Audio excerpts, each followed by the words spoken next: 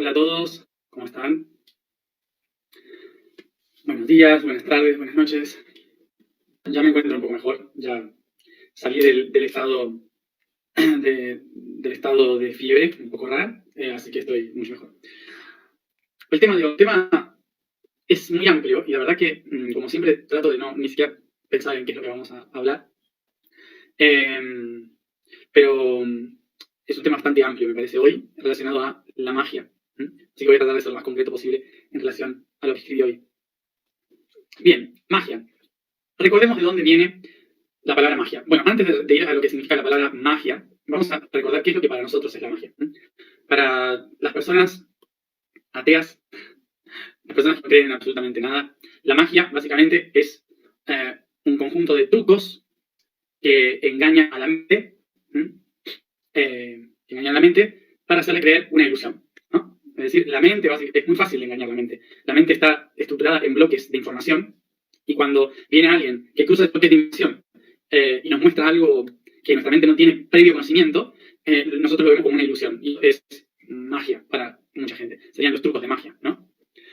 La siguiente parte de la magia es aquellos que obviamente consideran que existe en la realidad los magos que tienen esa capacidad de hacer cosas mágicas, que tienen, bueno, lo que vemos en las películas, en Harry Potter, en El Señor de los Anillos, en todas las películas que podemos ver la magia del mago, bruja, del estudiante de mago, y que tiene que ver con hacer aparecer cosas y, bueno, ya todos más o menos lo que consideramos magia, ¿no?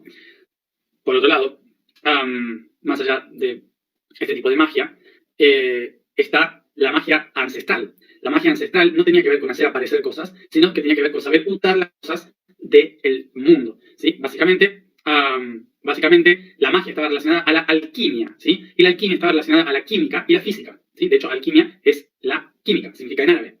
Entonces, estaba relacionado con aquellos que sabían utilizar los elementos de tal forma que los otros no lo entendían. Por lo tanto, la magia, desde el mundo antiguo, era la ciencia desconocida. Era la ciencia que no podíamos entender todavía y se le llamaba magia. Pero en realidad, el concepto de magia es mucho más antiguo y viene de la palabra magush, en europeo, que significa aquel que es capaz de hacer algo. Por lo tanto, básicamente, ser un mago era ser alguien con habilidades, con unas habilidades que los otros no podían entender, con la habilidad para la ciencia, con la habilidad para la filosofía, con la habilidad para la química, con la para la música, ¿sí? El mago era el que tenía la habilidad para hacer cosas que los otros no entendían. Entonces se les llamaban los que eran capaces, ¿sí? Que en europeo se le dice magush. Por lo tanto, todo lo que se relaciona realmente con la magia no tiene que ver con cosas raras que no puedo explicar. Tiene que ver con tener la capacidad de hacer algo. Simplemente eso, ser capaz de hacer algo concreto que los otros no saben hacer. Eso es ser un mago. Y en cierta forma, todos somos magos, porque todos sabemos hacer algo que otros no saben hacer.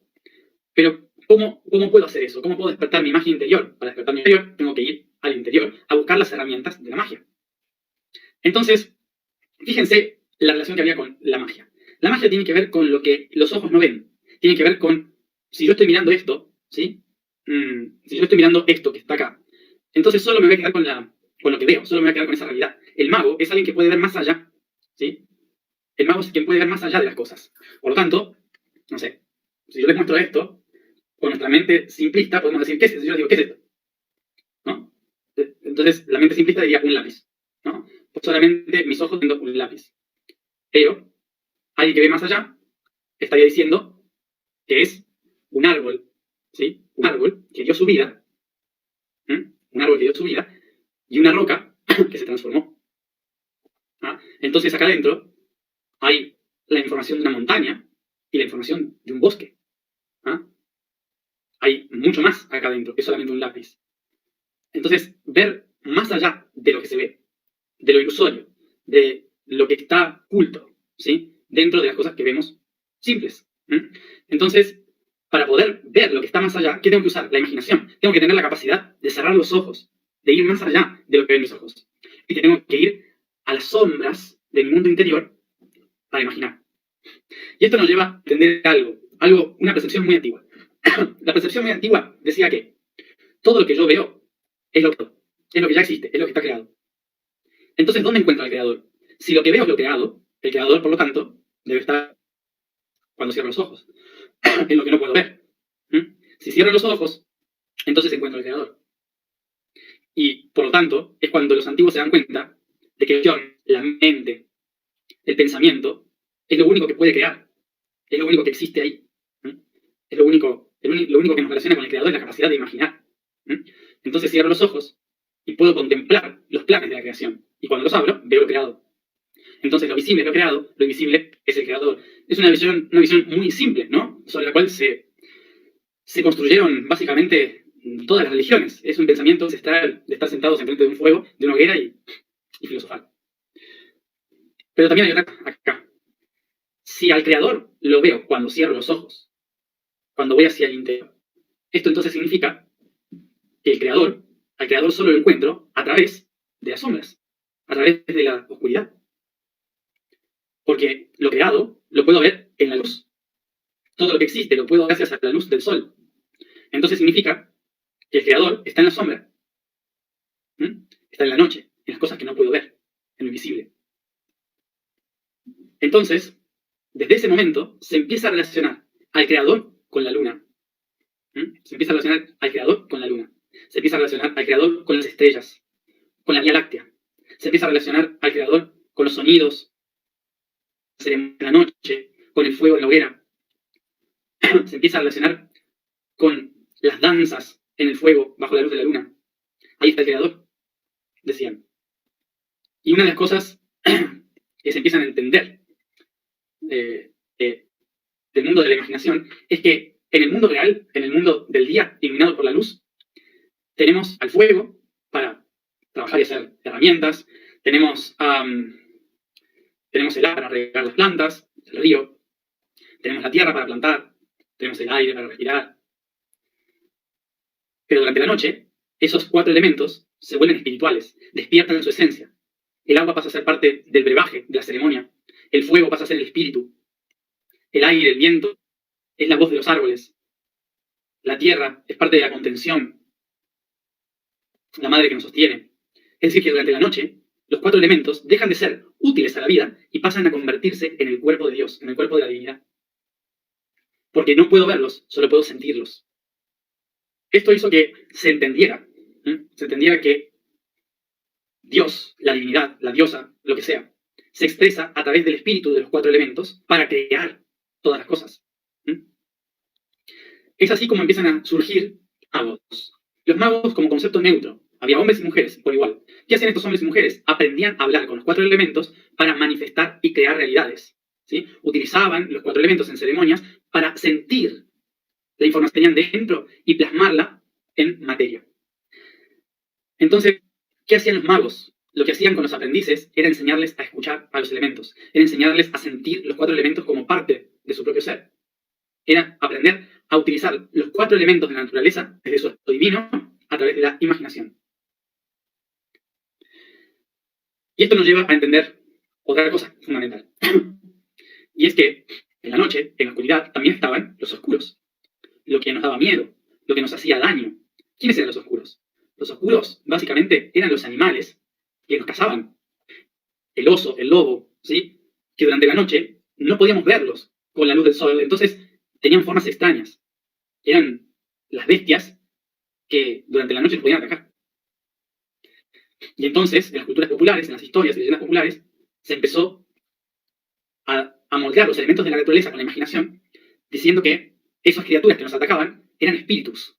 ¿Por qué? Porque acuérdense, el fuego que durante el día crea herramientas, durante la noche es un espíritu vivo. Es decir, que durante el día es un oso, durante la noche es un demonio. ¿Se entiende por dónde va la cosa?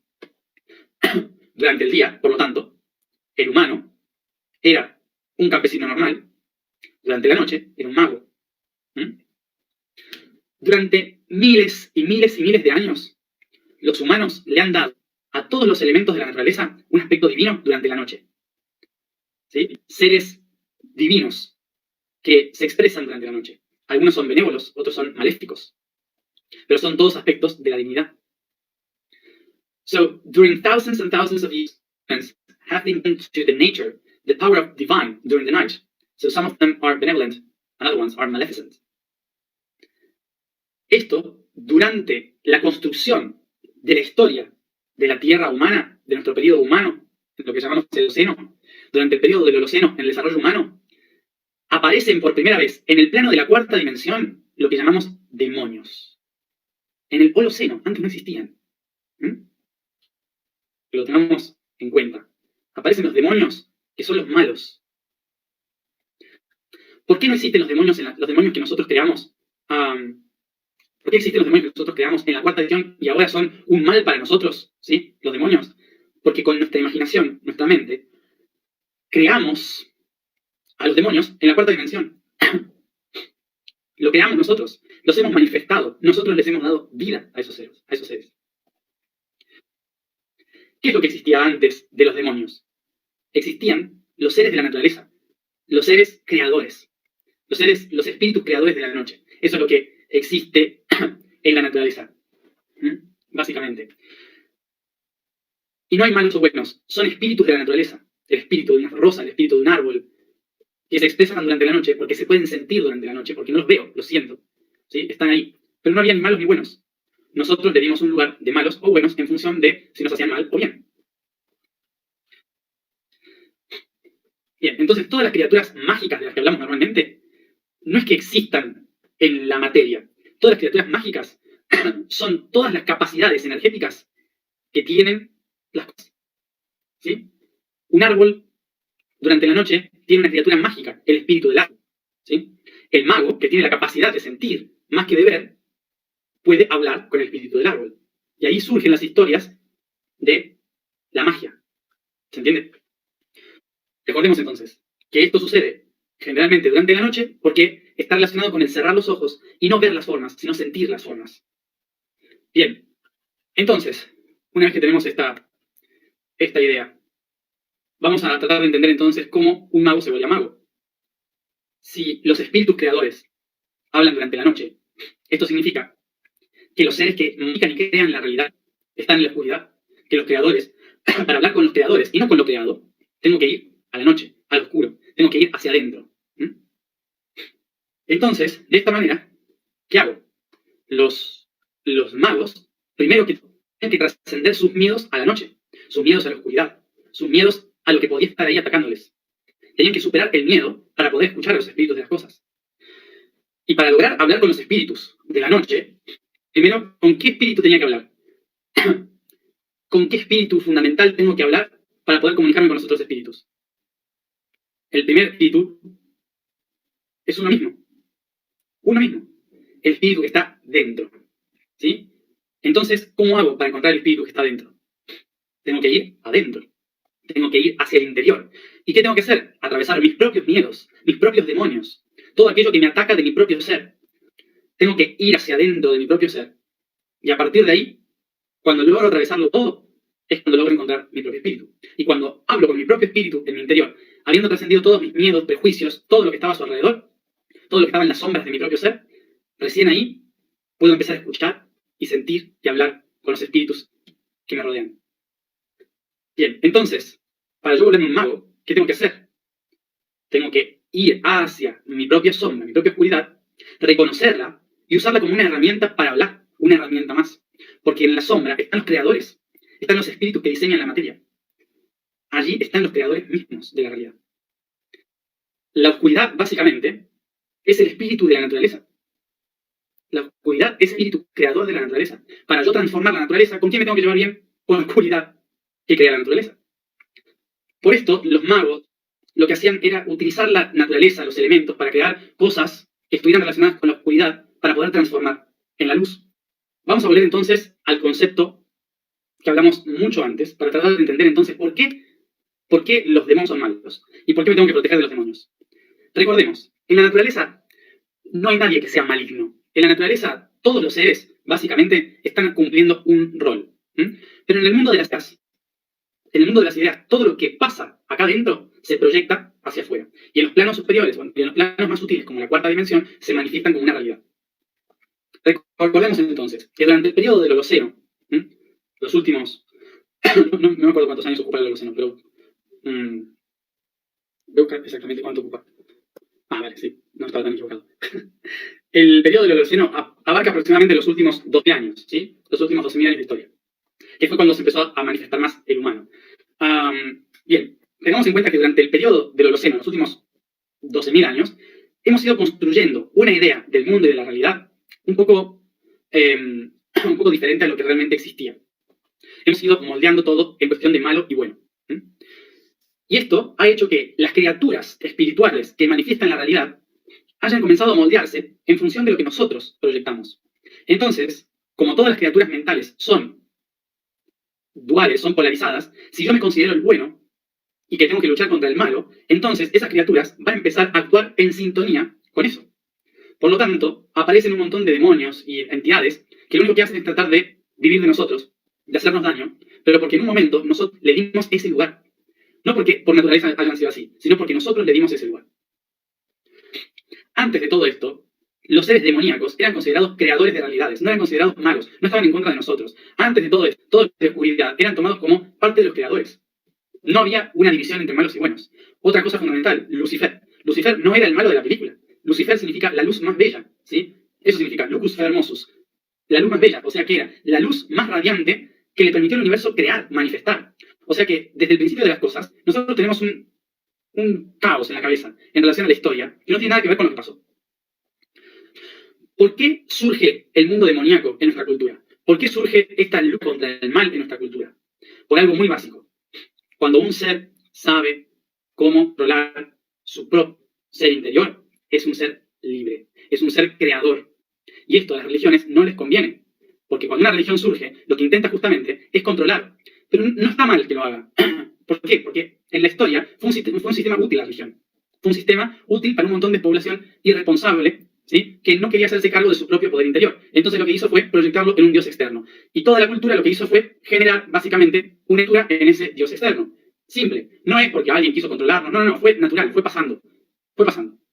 Entonces, tener en cuenta, ¿sí? de que todo lo que fue surgiendo como malévolo, maléfico, diabólico y todas las cosas que nos hacen querer creer que tiene que ver con los seres de la oscuridad, no tiene nada que ver con los seres de la oscuridad. Nada que ver. Por lo tanto, cuando empecemos a hablar de la oscuridad y de la religión, no vayamos a enseguida a echarle la culpa a nadie. No es culpa de la religión, ni es culpa de la oscuridad. La oscuridad simplemente son herramientas de creación de la naturaleza. Eso es la oscuridad. La oscuridad crea, manifiesta. ¿Sí? Por eso los magos, al saber utilizar la oscuridad, podían manifestar y crear, tenían la capacidad de crear, de ser libres en la creación. Cuando aparece la religión, lo que hace es quitar ese poder, decir que eso es del diablo, sacarle el poder a los magos, ¿sí? A las brujas, a los magos, y lo que hacen es decir que Dios tiene el poder, y que si ustedes van en sus sombras, van en la oscuridad, ¿sí? Se van a perder en el infierno. Entonces tienen que negar sus sombras, negarlas. Ahí está lo malo. Entonces así es como yo, por ley de polaridad, empiezo a crear el enemigo en la oscuridad. ¿Entienden cómo funciona? Que eso es un sistema que incluso las personas que están en el camino espiritual lo siguen alimentando, creyendo que está el diablo y que somos guerreros de la luz, luchando contra el mal para liberar al planeta en la quinta dimensión. Y todo tiene que ver con unos pobres humanos hace 10 años que tenían miedo a la noche. Nada más. Perdón. Pero es que es una historia muy loca. Esto es un tema muy delicado y muy importante de entender, ¿sí? Porque durante todo este mes nos vamos a enfrentar a nuestra sombra y nuestra oscuridad. Y lo último que quiero es que se confundan creyendo que lo que estamos haciendo es contactar con los enemigos. Porque todos los espíritus que viven en la oscuridad y en la sombra no son nuestros enemigos, son nuestros creadores. Junto con la luz, ¿sí? La luz y la oscuridad fueron siempre lo mismo. Siempre están trabajando en diferentes dimensiones, en conjunto. Todos somos creadores. La luz y la oscuridad, cada uno a su manera. Por lo tanto, cuando viene lo oscuro, si nosotros lo sabemos utilizar y no lo tomamos como contra, ¿sí? Como algo opuesto, ellos tampoco van a hacer algo opuesto, sino que van a colaborar. Los oscuros, la maldad, todos esos seres contra los que hemos luchado en nuestra existencia, solo han luchado contra nosotros porque nosotros queríamos que luchen. Pero para convertirse en un mago, hay que recordar que no existe esa lucha. Hay que recordar que ellos son los creadores y que para yo crear mi propia realidad, tengo que usar su propia energía. Recordemos, entonces, que todas las imágenes que nosotros tenemos de los demonios y del mal, son todas imágenes creadas en la Edad Media, hace 1000 a 1500 años. Durante ese periodo, después de la caída del Imperio Romano, es cuando, alrededor del siglo, del año 400, 470, a partir de ese momento, pongamos del año 500 después de Cristo, es cuando se empieza a crear la imagen del diablo. ¿Sí? Es recién ahí cuando se empieza a crear esa imagen de la oscuridad que nosotros hoy tenemos. Por esto, si nosotros realmente estamos acá para trabajar para una civilización consciente, lo último que hacer es alimentar un cuento de hace 1000 años, en una época en la que la gente no sabía ni leer ni escribir. ¿Se entiende por dónde vamos, no? O sea, trascendamos un poquito los conceptos de un cuento que se inventó para que los niños se acerquen a los bosques y no los violaran. No es simple, ¿sí? Y nosotros lo hemos tomado como si fuera una lucha de la conciencia, de luchar contra la oscuridad, y es simplemente una construcción cultural para unir a los pueblos de Europa durante la media. Nada más. Y recordemos, estas historias las manifestamos en la cuarta dimensión. Por eso esas entidades existen. Porque en la cuarta dimensión existen los espíritus de la naturaleza. Entonces, vamos a pensar en lo siguiente. Una rata, ¿sí? Una rata en la tercera dimensión. Una rata en la tercera dimensión roba comida de la casa. El espíritu de una rata en la cuarta dimensión roba energía en una casa. Si yo a la rata le hago una ofrenda, y la ofrenda es dejarle un poquitito de comida afuera de la casa, la rata no va a entrar en la casa. Va a pasar por el jardín y se va a ir. Si yo también le dejo un regalito energético a la rata de la cuarta dimensión afuera, la rata no va a buscar energía dentro de mi casa. Simplemente va a ir al jardín y luego se va a ir. ¿Sí? Igual que los animalitos de la tercera dimensión. Pero si yo a la rata la tomo como mi enemiga, la rata me va a tomar como su enemigo. La rata un día me va a terminar robando y atacando. ¿Sí? Entonces, va por ahí la cosa, como para que se entienda. ¿Sí? ¿Por qué existen posesiones demoníacas? Porque hay ratas chiquititas y ratas muy grandes. ¿Sí? Básicamente, es una cuestión de tamaño. Entonces, ¿qué es? Ayer el ser oscuro habló de hacer ofrendas, hacer una ofrenda. ¿Qué es una ofrenda? ¿Qué viene a ser una ofrenda? Porque tenemos un terror a la palabra hacer una ofrenda a algo. ¿Qué es una ofrenda? Es un intercambio de energía. ¿Sí? Cuando yo cocino y comparto un plato de comida con mis amigos, es una ofrenda. ¿Sí? Cuando yo doy un abrazo a alguien, es una ofrenda. Cuando yo pongo una flor en mi jardín, es una ofrenda. Todo eso que yo estoy entregando de mí con amor, es una ofrenda. ¿Sí? Entonces significa que después, tal vez mi amigo me invita a comer, la flor haga perfume en el ambiente. ¿Sí? O sea, hacer una ofrenda es hacer un intercambio energético. Y nos han metido tanto en la cabeza esto de venderle el alma al diablo. Es imposible vender un alma. En la cuarta dimensión hay cosas así. Pero, a ver, no me quiero meter tanto en ese tema. Estamos en tercera dimensión, la cuarta es un poco complicada. Pero básicamente, a lo que voy es que esas ofrendas, ¿sí? Esas ofrendas que nosotros hacemos, no es para venderle el alma a alguien o para... No tiene que ver con eso, ¿sí? Tiene que ver con intercambio de energía, como cuando voy a comprar tomates a la verdulería. O sea, es un intercambio de energía. Algo que a mí me está afectando, al otro le puede ser útil. Ahora lo voy a explicar muy bruto, ¿sí? Lo siento, pero lo voy a hacer muy bruto. Así que los que son sensibles, a lo mejor que se tapen los oídos. Si yo quiero tener flores en mi jardín, ¿sí? Quiero tener flores en mi jardín, que florezcan muy bonitas, las flores van a necesitar abono, ¿sí? Entonces, imagínense que en lugar de ir al inodoro, ¿sí? Voy y cago en el jardín, ¿sí?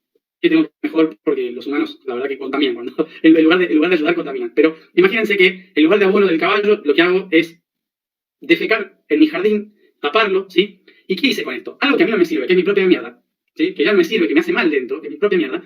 ¿Qué es lo que hago? Se lo entrego a las flores. Las flores van a saber qué hacer con eso. Me van a entregar aroma, me van a entregar una cosa muy bonita. Entonces, fíjense que lo que yo considero, por ejemplo, un conflicto, algo oscuro, para otro, lo es todo. Y esa ofrenda vuelve a mí, de otra manera, con frutos o con lo que sea. Entonces, ese intercambio de energía es una ofrenda. En la naturaleza funciona todo el tiempo esto. Somos nosotros los que hemos puesto una mente retorcida a todo, diciendo que la caca es mala, que todo lo oscuro es malo, que, o sea, eso es mente nada más, pero no es natural. Entonces, recordemos, los oscuros son esos seres que si nosotros intercambiamos energía, nos dan resultados, ¿sí? Es nuestra cultura la que nos hizo creer que los oscuros son los malos. Los oscuros son como las plantas, que cuando yo le doy algo le doy una cosa, después me da un fruto, ¿sí? Básicamente es intercambio constante de energía, ¿sí? Nosotros somos los que lo hemos visto de una manera muy religiosa que nos aleja de la naturaleza y nos aleja de estar en equilibrio con las cosas. Cuando puedan algún día ir a la cuarta o a la quinta dimensión, se van a dar cuenta de que en la quinta y cuarta dimensión los seres de luz y de sombra están todo el tiempo trabajando juntos, todo el tiempo intercambiando. Nosotros los únicos que por cultura nos ponemos en contra de nuestro propio cuerpo. Es como si el corazón dijera, yo soy un iluminado, entonces los intestinos son una basura, son mis enemigos, porque acá estamos y en los intestinos está la sombra. Qué sorpresa para el corazón cuando se dé cuenta de que la sangre se usa en los intestinos. ¿Sí? O sea que son los intestinos los que producen la sangre, son los intestinos los que hacen que los nutrientes de los alimentos pasen al torrente sanguíneo. El corazón no podría latir sin los intestinos. Nosotros, esa cultura terrestre, que nos creemos que somos el corazón y escondemos el intestino y si es posible, nos lo sacamos. Porque no nos gusta. ¿Sí? Y eso nos destruye, eso es lo que nos está destruyendo. Nos destruye justamente el haber bloqueado los intestinos. No querer reconocerlos. Entonces, para ir cerrando con esto, para ir cerrando esta idea, que ya hablé demasiado, pero bueno, son cosas que para mí hay que hablarlas. Y como vuelvo a decir, como esto es libre, lo hago lo que quiero. Let's close the idea. Para cerrar la idea, diría lo siguiente. Empecemos a tomar responsabilidad. Empecemos a hacernos responsables de nuestra propia creación sin echarle la culpa a nadie. La única forma de volverse un mago es reconociendo el poder interior, no dándole el poder a otro, ni malo ni bueno. Todo en la naturaleza, en el universo, funciona por simbiosis, es decir, por intercambio. Nosotros no le pertenecemos a Dios, ni le pertenecemos a la oscuridad. Nosotros somos el creador, somos la creadora, somos la creación. Entonces no le debemos nada a nadie, pero para existir y expandirnos tenemos que intercambiar todos, porque somos uno. No podemos echar a nadie, somos un organismo único que funciona, cada uno a su manera, pero todos tienen algo que dar. Así que recordemos, tengamos en cuenta que si nos seguimos planteando las cosas desde la dualidad, seguimos planteando que hay alguien malo y alguien bueno, no vamos a salir adelante, no vamos a transformar nada. Así que tener en cuenta que todo lo que pienso y digo, lo manifiesto. Todas las cosas que pienso y creo son las que se manifiestan en mi vida. Por eso, si yo pienso en enemigos y mal, todo lo que voy a crear a mi alrededor es enemigos y mal. Y este es el principal concepto de un mago. Lo que pienso y lo que digo es lo que creo, lo que manifiesto. En palabras antiguas se dice abra cadabra. La vibración del día es ñe, ñi, ñi. La afirmación es yo soy la expansión del corazón. El código del día es la impermanencia. Esta ley nos recuerda que lo único eterno es la transformación. Nada nunca permanece ni es. Todo está en constante cambio. Incluso el vacío cambia su perspectiva del todo en relación a sus modificaciones. Por ello, no podemos vivir nuestros pasados en la idea de la eternidad, sino en la conciencia constante de la transformación inevitable. Y así nunca sufriremos las crisis, pues la crisis es de quien busca la permanencia y no se adapta. Nos sentamos cómodos.